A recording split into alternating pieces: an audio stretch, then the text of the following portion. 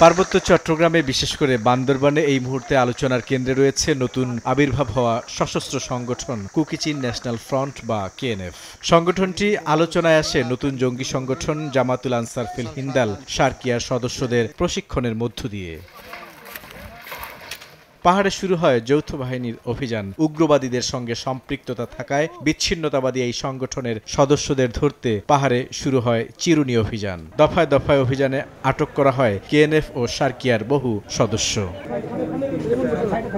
সশস্ত্র এই সংগঠনটি বান্দরবানের বম জাতিগোষ্ঠীর কয়েকজন ব্যক্তি গড়ে তুলেছেন বলে জানা যায়। সেই সঙ্গে সাংগঠনিক প্রধান হিসেবে শোনা যায় নাথান বমের নাম। সেই থেকেই আলোচনা তাকে ঘিরে, কে এই নাথান বম।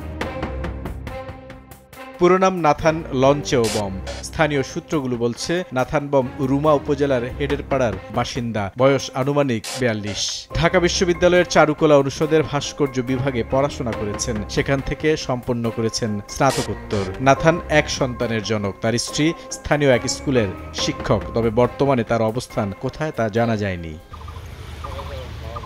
আইনশৃঙ্খলা রক্ষাকারী বাহিনীর তথ্য বলছে তার অবস্থান নিশ্চিত করতে কাজ করছেন তারা। গোয়েন্দা সূত্র বলছে নাথান বম নেতৃত্বাধীন কেএনএফ ২০১৬ সালে সশস্ত্র গ্রুপ তৈরি করেছে। শুরুতেই এই সশস্ত্র গ্রুপের নাম ছিল কুকি-চিন ন্যাশনাল ভলান্টিয়ার্স বা কেএনভি। শুরুতে তারা চুপচাপ থাকলেও কিছুদিনের মাথায় নিজেদের সক্ষমতা ও শক্তি প্রদর্শন করতে থাকে।